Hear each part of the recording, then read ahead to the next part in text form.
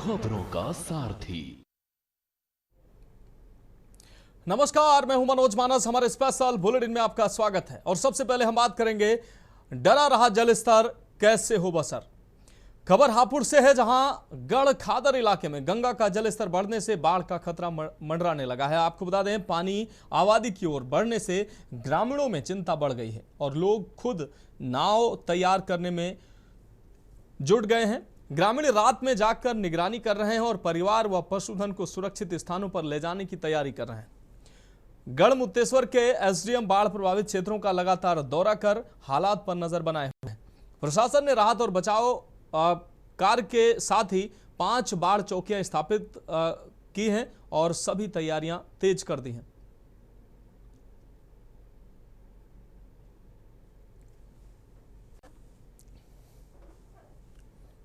Ration की भी सारी समस्या है, यहाँ पे न्यार वार की भी सारी समस्या, हर चीज़ की परेशानी उठानी पड़ा है।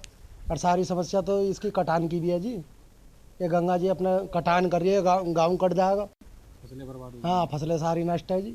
अब तक कितनी फसल बर्बाद हो चुकी है? फसल अब तक ये मान के चलो सारी बर्बाद ही मानो जी। हाँ, जब पानी आ जाता है इसमें गन्ना भी गल जाता है, अपने की धान ऊन वगैरह ये सब खत्म हो जाते हैं। देखिए, अभी जैसे कि गंगा का जलस्तर में कल चूँकि कुछ वृद्धि हुई थी, लेकिन आज से थोड़ा सा कम होना शुरू हो गया। लेकिन हम मान के चल रहे हैं कि अगर आगे भी भविष्य में भी वृद्धि होती है तो ऐसी हम लोगों की तैयारियां शासन की तरफ से या प्रशासन की तरफ से की जा चुकी है, जिससे कोई समस्या नहीं आएगी। हम लोग प्रतिदिन जो है कि बाढ़ चौपालों का आयोजन कर रहे हैं, जिसमें जो सर्वाधिक जो प्रभावित है खादर के गाँव हैं, इनके लोगों के साथ बैठ करके वार्ता करते हैं। इनमें इनकी जो भी समस्याएँ होती है उनके बारे में उनको समाधान कराते हैं और जो क्या उनको सतर्क रहना है, कैसे रहना है, उसके बारे में उनको अवगत भी कराते रहते हैं। तो ग्रामीणों ने निगरानी बढ़ाई है और हालांकि प्रशासन हर गतिविधि पर नजर बनाए हुए है। जिस तरीके से जलस्तर लगातार बढ़ रहा है, वैसे प्रशासन तैयारियां तेज कर रहा है, निगरानी भी बढ़ा रहा है। खादर क्षेत्र में बाढ़ का खतरा बना हुआ है। लोग जो है डरे सहमे भी हैं और तैयारियों में जुटे हुए हैं। अपने परिवार और पशुधन को सुरक्षित स्थान पर ले जाने के प्रयास में लगातार जुटे हुए हैं।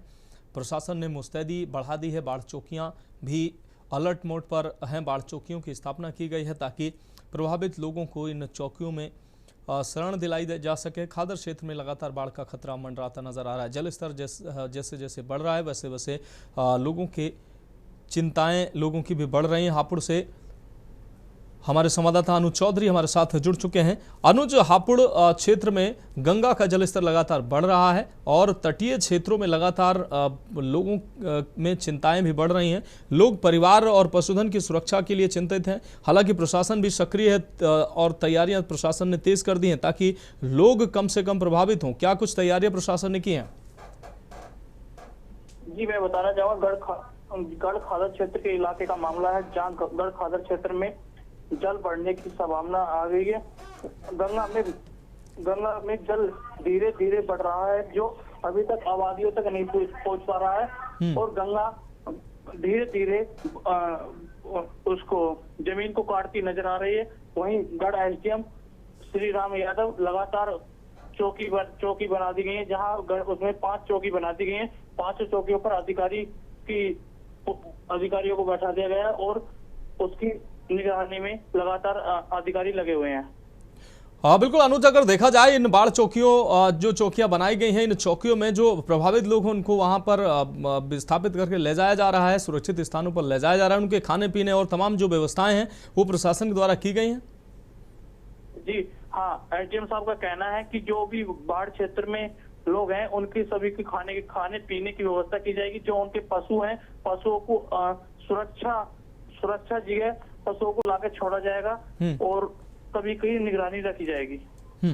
बिल्कुल अनुज, इस तमाम जानकारी के लिए आपका बहुत शुक्रिया। आप नजर बनाए रखिए, आगे भी हम इस तमाम महत्वपूर्ण खबर पर अपडेट लेते रहेंगे। तो फिलहाल प्रशासन पूरी मुस्तैदी से काम कर रहा है और जैसे जैसे गंगा का जलस्तर बढ़ रहा है लोगों में चिंता की लकीरें माथे पर पड़ रही हैं, क्योंकि लगातार एक तरफ गंगा कटान कर रही है, दूसरी तरफ जलस्तर बढ़ने से बाढ़ का खतरा भी बढ़ गया है। ग्रामीणों ने निगरानी बढ़ा दी है, प्रशासन मुस्तैदी से काम कर रहा है। बाढ़ चौकियों की स्थापना की गई है ताकि प्रभावितों को वहां पर ले जाया जा सके।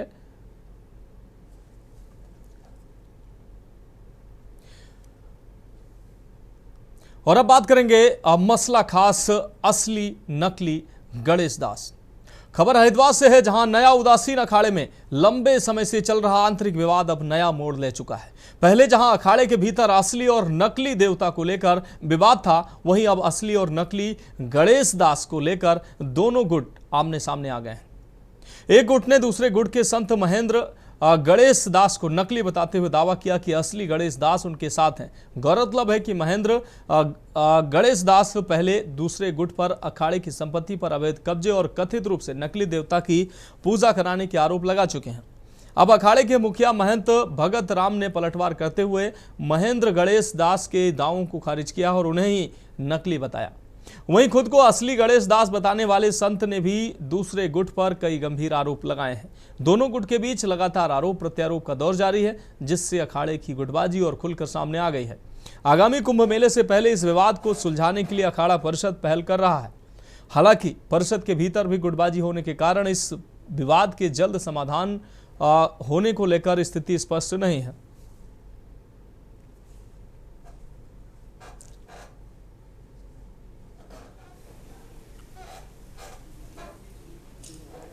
तो दोनों गुट एक दूसरे के संत पर उठा रहे हैं सवाल। महंत भगत राम ने महेंद्र गणेश दास को नकली बताया। पहले असली नकली देवता को लेकर भी विवाद था और अब असली और नकली गणेश दास को लेकर विवाद गहराता नजर आ रहा है। पंचायती अखाड़ा नया उदासीन के इष्ट देवता श्री चंद्र भगवान है। उनका जो विग्रह पूजन होता है, तो जिस अखाड़े का जहाँ रजिस्ट्रेशन और प्रधान कार्यालय होता है, वो पूजा का सारा सामान वहीं रहता है। ये हमारे अखाड़ों की परंपरा है। जैसे नया अखाड़े का और निर्मल अखाड़े का रजिस्ट्रेशन हरिद्वार से हुआ है, तो यहाँ हेडक्वार्टर है। तो वो श्री महंत जी ने जैसा बताया है, वो सारी पूजा पाठ की जो प्रतिमाएं हैं और जो भी पूजा का सामान है, वो सारा इनके पास यहाँ सुरक्षित है। जो बैठक हुई श्री पंचायती अखाड़ा नया उदासीन के विषय में, जो कुछ कथित फर्जी लोग जो कह रहे हैं भी हम अखाड़े के प्रेसिडेंट, अध्यक्ष और सेक्रेटरी या उनके विषय में, और दूसरा जो उन्होंने आरोप लगाया कि ये अखाड़ा पंजाब का है और पंजाब के साधु संत 12 साल से यहाँ नहीं आ पाए और ना ही ये आने दे रहे हैं। ये नकली गणेश दास जो कश्मीर दास है मिड्डे वाला, वो अपने आप को गणेश दास दस रहा है, वो बिल्कुल गलत है। जो मैं गणेश दास चेला सेवा दास चेला हरभजन दास मिड्डा का महंत हूँ, जो वो गणेश दास जाली जो अपने आप गणेश दास खवा रहा है, उसने कई संतों के नाल धक्का करके डेरे चो कढ़िया। सो वो एक बलात्कारी संत है, बरूपिया है। कभी कश्मीर दास बन जाता है, कभी कश्मीर सिंह मक्खन सिंह बन जाता है।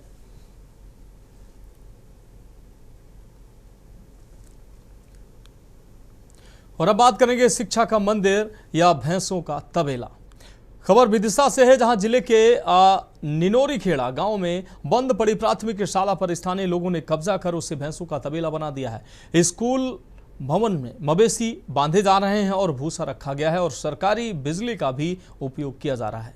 मामला सामने आने के बाद शिक्षा मंत्री हरकत में आए और अधिकारियों ने जांच कर कब्जा हटाने की कार्रवाई का भरोसा दिया है। वहीं जिला पंचायत अध्यक्ष प्रतिनिधि ने इसे गंभीर मामला बताते हुए पूरे जिले में ऐसे स्कूलों का रिकॉर्ड मंगाकर कार्रवाई की बात कही है। तो आप तस्वीरों में देख सकते हैं, पाठशाला निनोरी खेड़ा जो है वो भैंसों का तबेला बन चुकी है। यहाँ पर जानवर बांधे जा रहे हैं और आप देख सकते हैं सरकारी बिजली का उपयोग जो है वो भी किया जा रहा है। भैंसों का तबेला और जानवरों के चारा रखने का स्थान ये पाठशाला बन चुकी है। तो दबंगों ने इसको भैंसों का तबेला बना दिया है। इस पाठशाला को सरकारी स्कूल में पढ़ाई नहीं, अब भैंसें बांधी जा रही हैं। बंद पड़े भवन में कब्जा और सरकारी बिजली का खेल भी यहाँ आप देख सकते हैं साफ तौर पर खेला जा रहा है। बंद स्कूल भवन में भूसा भरा है, मवेशी बंधे हुए हैं। शिक्षा का मंदिर अब भैंसों का तबेला बन चुका है।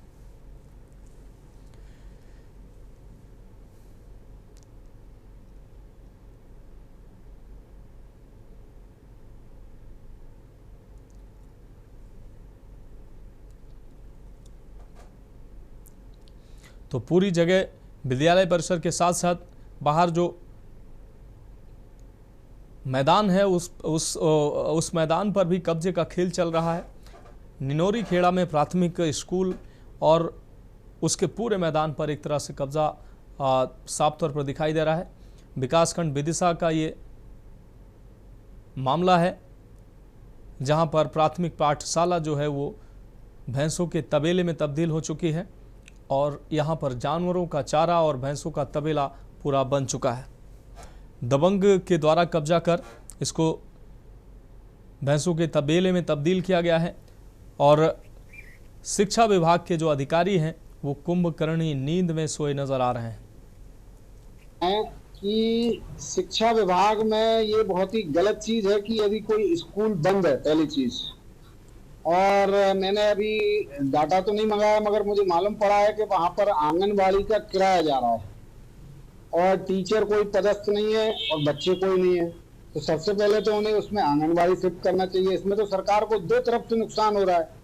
एक तो बिल्डिंग में उन्होंने शायद किराए से दे रखी है, क्या किया है, जब भी तो कोई बांध रहा होगा, और दूसरा उधर सरकार की राशि आंगनबाड़ी को दी जा रही है। हम दिखवाएंगे, शाला बंद हो चुकी है और शाला भवन खाली है, कई जगह जिले में स्थिति है।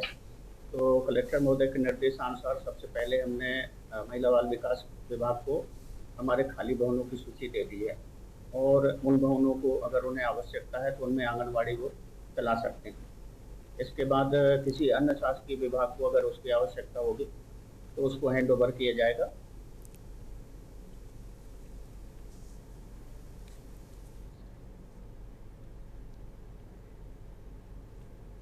और अब बात करेंगे प्रेमी की हत्या, घर बना कब्रगाह। रायबरेली जिले से खबर है, जहां जिले के डलमो कोतवाली क्षेत्र से एक रोंगटे खड़े कर देने वाला सनसनीखेज मामला प्रकाश में आया है। यहां घर ही एक तरह से कब्रगाह बन गया है, जहां एक महिला ने अपने पति के साथ मिलकर अपने प्रेमी की बेरहमी से हत्या कर दी और शव को घर के अंदर ही दफना दिया। पुलिस ने इस अंधे कत्ल का खुलासा करते हुए आरोपी पति पत्नी को गिरफ्तार कर लिया। पुलिस पूछताछ में सामने आया है कि आरोपी महिला रीता अपने मायके में प्रेमी अमित के साथ रह रही थी। किसी बात को लेकर उपजे विवाद के बाद महिला और उसके पति रामप्रकाश ने मिलकर प्रेमी अमित की साड़ी से गला घोंटकर हत्या कर दी। हत्या को छुपाने के लिए साथी आरोपियों ने अमित के शव को घर के अंदर ही गड्ढा खोदकर दफना दिया। हद तो तब हो गई जब हत्या के बाद दोनों उस दफनाए गए शव के ऊपर तख्त डालकर चैन से 2 दिनों तक सोते रहे। घटना के 2 दिन बाद जब दफनाए गए शव को भयानक दुर्गंध आने लगी, तब इस खौफनाक हत्याकांड का पर्दाफाश हुआ। आसपास के लोगों को शक हुआ तो पुलिस को सूचना दी। सूचना मिलते ही डलमऊ कोतवाली पुलिस मौके पर पहुंची और घर की तलाशी लेकर मामले की तह तक पहुंच गई। पुलिस ने मुख्य आरोपी पति रामप्रकाश और उसकी पत्नी रीता को गिरफ्तार कर लिया है। पुलिस कस्टडी में आने के बाद दोनों ने अपना जुर्म कबूल कर लिया है और हत्या से जुड़े सभी राज खोल दिए हैं। तो साड़ी से गला घोंटकर हत्या की, पति पत्नी ने मिलकर पत्नी के प्रेमी की हत्या की है। रायबरेली में घर ही कब्रगाह बन गया। पत्नी और पति ने मिलकर प्रेमी की हत्या की। और इस खबर पर अधिक जानकारी के लिए हमारे संवाददाता केशवानंद शुक्ला हमारे साथ जुड़ गए हैं। केशवानंद, रायबरेली में पुलिस ने एक अंधे कत्ल की गुत्थी सुलझा ली है। पति पत्नी ने मिलकर प्रेमी की साड़ी से जो है गला दबाकर उसकी हत्या कर दी थी और अब पुलिस ने इस हत्याकांड का खुलासा कर दिया है। क्या कुछ अहम जानकारी सामने आ रही है? देखिए, पूरा मामला रायबरेली जिले के डलमऊ कोतवाली क्षेत्र के राजापुर गांव का है, जहां पे एक पति पत्नी ने अपने जो है प्रेमी की जो है गला घोंट करके हत्या कर दी है। जिस पूरे मामले को लेकर के बताया जा रहा है कि 29 तारीख को जो है पति पत्नी ने मिलकर के प्रेमी की हत्या की थी और उसके बाद कमरे में ही उसका जो शव था उसको दफना दिया था। जब शव दफनाने के बाद उसको पूरा जो है पक्का प्लास्टर कर दिया था। उसी के ऊपर जो है तखत डाल करके जो पत्नी प्रेमिका थी वो उसी पे सो रही थी और जब इसकी 2 दिनों तक जो है गंध जो है गांव में फैलने लगी तो उसके बाद ग्रामीणों ने इसकी सूचना जो है पुलिस को दी और मौके पर पहुंची पुलिस ने गड्ढा खोद करके शव अमित का जो प्रेमी था उसके शव को कब्जे में लेकर के पोस्टमार्टम के लिए भेज दिया और पूरे मामले की जांच पड़ताल में जुट गई। जब पुलिस छानबीन में जुटी तो पता चला जो प्रेमिका थी रीता, उसने ही अपने प्रेमी की हत्या की है अपने पति के साथ मिलकर के।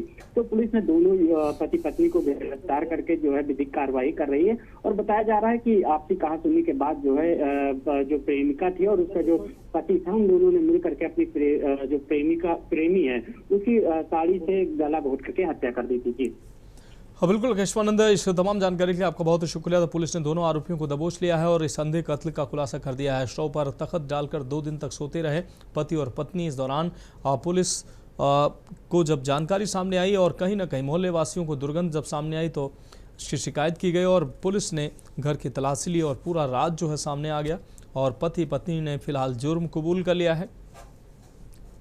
शव दफनाकर ऊपर सोते रहे 2 दिन तक और इस अंधे कत्ल की पुलिस ने खुलासा इसका कर दिया है।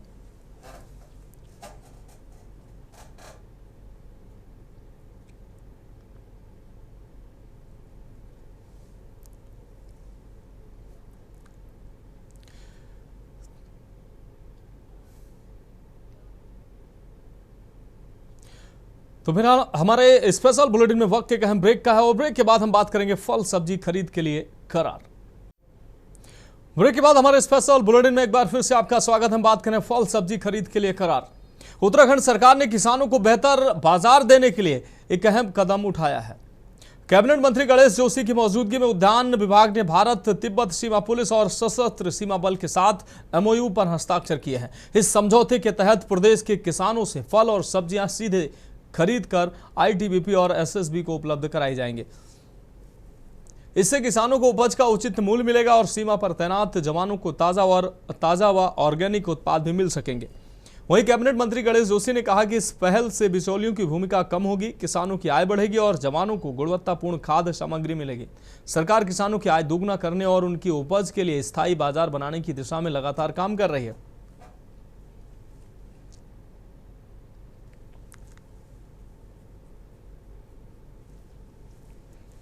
तो कैबिनेट मंत्री गणेश जोशी की मौजूदगी में यह करार हुआ है।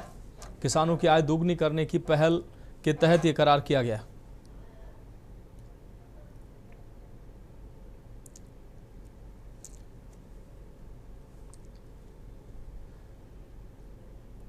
उद्यान विभाग व ITBP SSB के बीच यह करार हुआ है। कैबिनेट मंत्री गणेश जोशी की मौजूदगी में यह करार हुआ है। इस करार से किसानों को फायदा होगा, साथ ही हमारे जवानों को ताज़ा और ऑर्गेनिक फल और सब्जियां मिल सकेंगे। एक किसानों की इनकम बढ़ाने की दिशा में एक बहुत बड़ा कदम है और मैं ITBP के अधिकारियों को भी, जिन्होंने हमारे साथ MOU किया, जहां इससे हमारे किसानों की आय बढ़ेगी, हमारे रक्षा करने वाले जवानों का भी स्वास्थ्य ठीक रहेगा क्योंकि ताज़ी सब्जियां उनको उपलब्ध होगी। और इसके लिए अपने विभाग के अधिकारी को भी मैं शाबाशी देता हूँ।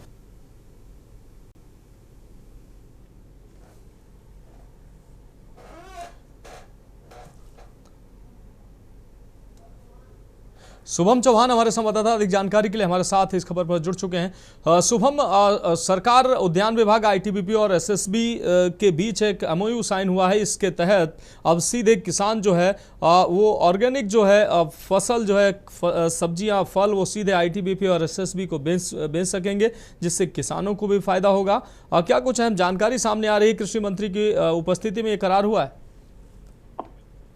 जी बिल्कुल, उत्तराखंड सरकार जो राज्य सरकार है वो लगातार किसानों को जो उत्पाद है उसे बाजार में बेहतर बनाने के लिए और किसानों को भी फायदा हो उसके लिए अहम कदम उठा रही है। और इसी के बीच में जो है एक यह भी निर्णय जो है सामने आया है राज्य सरकार का कि किसानों की आय बढ़ाई जाए और साथ में उद्यान विभाग का ITBP SSB से जो है MOU भी जो है साझा किया गया है। और इसी के साथ साथ में जो है प्रदेश के इस समझौते के तहत प्रदेश के किसानों से फल और सब्जियां सीधे खरीदकर ITBP और SSB को उपलब्ध कराई जा सकेगी। इससे किसानों को उपज का जो मूल्य है वो उचित मिल पाएगा, साथ ही सीमा पर तैनात जो जवान है उन्हें ताजा व ऑर्गेनिक उत्पाद भी मिल सकेंगे। इसी को लेकर के जो है इस पहल से जो बीच में जिस प्रकार से जो लोग इसका लाभ लेते हैं, चाहे पैसे का हो चाहे और अन्य जो जिस प्रकार का लाभ बिचौलिया लेते हैं, तो उनकी भूमिका भी कम होगी और साथ में किसानों की आय बढ़ेगी और गुणवत्तापूर्ण से जो है खाद्य सामग्री सेना के जवानों को प्राप्त हो पाएगी। सरकार किसानों की आय दोगुनी करने और उनकी उपज के लिए स्थायी बाजार बनाने की दिशा में जो है इस पहल के जरिए काम कर रही है। जी हाँ बिल्कुल शुभम, इस तमाम जानकारी के लिए आपका बहुत शुक्रिया। तो कैबिनेट मंत्री गणेश जोशी के मौजूदगी में एक करार हुआ है, उद्यान विभाग का एसएसबी और आईटीबीपी से करार हुआ है, जिससे फल और सब्जियां आप सीधे किसानों से हमारे जवानों को मिल सकेंगे और किसानों को इससे सीधे तौर पर फायदा होगा।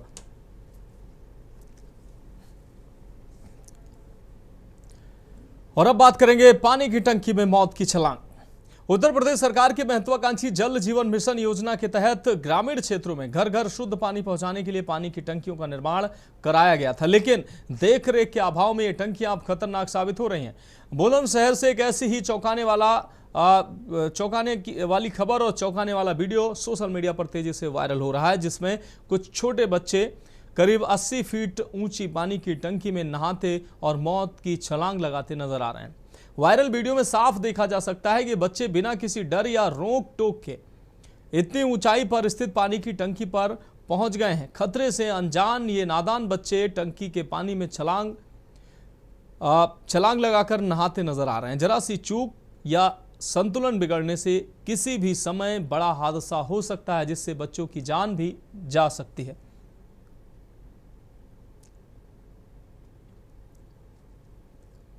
तो पानी की टंकी में नहाते बच्चों का ये वीडियो आप साफ तौर पर देख सकते हैं और जरा सी चूक कहीं ना कहीं बड़ी दुर्घटना को दावत दे सकती है।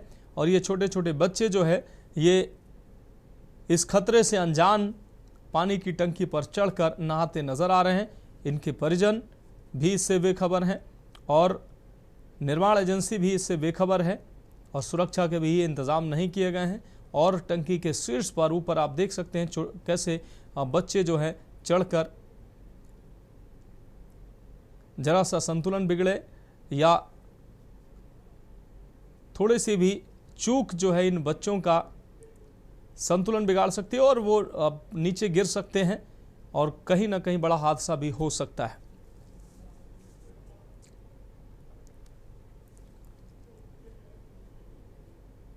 तो जल जीवन मिशन योजना का ये साफ तौर पर मजाक है।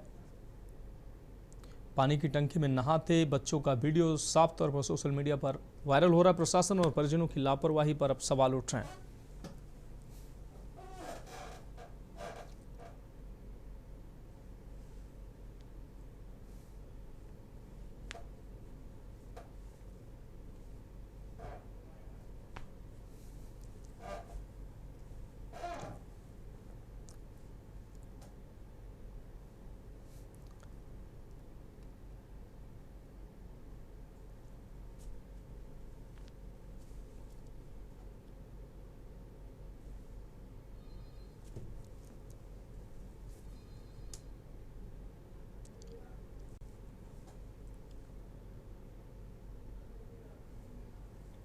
और इस खबर पर अधिक जानकारी के लिए हमारे संवाददाता अनिल मीणा हमारे साथ जुड़ गए हैं।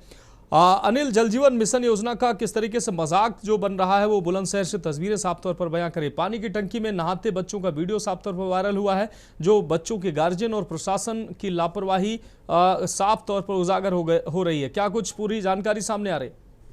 जी देखिए, बिल्कुल मैं आपको बता दूं, जनता बुलंदशहर थाना खुर्जा देहात के इस्लामाबाद गांव का मामला है, जहां की एक सोशल मीडिया में वीडियो वायरल हो रहा है, जहां की हर बात किया है जल जीवन मिशन के तहत गांव-गांव पानी की टंकियां बनाई जा रही हैं। और जिसकी जो वीडियो वायरल हो रही है उसमें बड़ा ही अनोखा मामला सामने आया, हैरान कर देने वाला, क्योंकि जो मासूम बच्चे हैं और सारे बच्चे नाबालिग 10 से 12 साल के बच्चे हैं और जो सबसे ऊपर टंकी पर पहुंच के और उसी में कूद कर नहाते हुए साफ साफ दिखाई दे रहे हैं। और जब से वीडियो सोशल मीडिया में वायरल हुई तो हालांकि अगर बात की तो कहीं ना कहीं स्थानीय प्रशासन की और लोगों की, जो ग्रामीण लोगों की भी इसमें कहीं ना कहीं बहुत बड़ी लापरवाही सामने आई है, क्योंकि देखा जा रहा है कि जो एक मौत का जो स्नान है वो बच्चों के द्वारा किया जा रहा है, क्योंकि जो पानी की जो टंकी है उसमें कई हजारों लीटर पानी होता है और उसमें जो मासूम जो बच्चे हैं करीब 6-7 बच्चे उसमें नहाते हुए साफ साफ दिखाई दे रहे हैं। तो हालांकि अगर बात की है प्रशासन की बात है, अभी तक वीडियो वायरल होने के बाद में प्रशासन ने अभी तक इस मामले में किसी तरह की कोई भी अभी तरह से बयानबाजी नहीं की है। लेकिन हालांकि जो स्थानीय पुलिस के अधिकारियों की बात करें तो उन्होंने जो के द्वारा मामले को लेकर ट्वीट किया गया तो उसके बाद में स्थानीय खुर्जा थाना देहात क्षेत्र को इस वीडियो का संज्ञान लेने के लिए बात जरूर कही गई है। लेकिन अगर बात की जाए तो इसमें भाई एक बहुत बड़ी लापरवाही सामने आई है, क्योंकि जो वहाँ जो पानी की टंकी पर प्रत्येक गाँव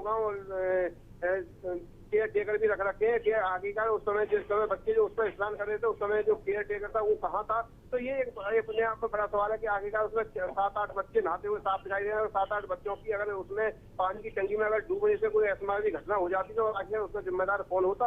तो ये कहीं ना कहीं प्रशासन की बहुत बड़ी लापरवाही है और ऐसी लापरवाही के खिलाफ जो इसके जिम्मेदार है उनके खिलाफ सख्त कार्रवाई होनी चाहिए। हालांकि अभी तक इस मामले में अभी तजुर्बा मिलने में किसी तरह कोई कार्रवाई सामने नहीं आई, ना ही अधिकारी का कोई ध्यान आया है। तो इसको कह सकते हैं कि लोगों ने जिस तरह से जल जीवन जो मिशन के तहत गाँव गाँव टंकी बनाई जा रही है उसको एक तरह से मजाक बना के रख दिया है, जिसमें मासूम बच्चे साफ करीब अगर बात की जाए करीब जो टंकी की अगर ऊंचाई की अगर हम बात करें तो ऊंचाई टंकी की करीब 80 फुट ऊंचाई है और बिल्कुल काफी ऊंचाई पर इस तरीके से लापरवाही का खेल चल रहा है, कहीं ना कहीं बड़ी दुर्घटना हो सकती है। अनिल मीणा, इस तमाम जानकारी के लिए आपको बहुत शुक्रिया। प्रशासन और परिजनों की लापरवाही साफ तौर पर उजागर हो रही है और इस पर सवाल भी उठ रहे हैं।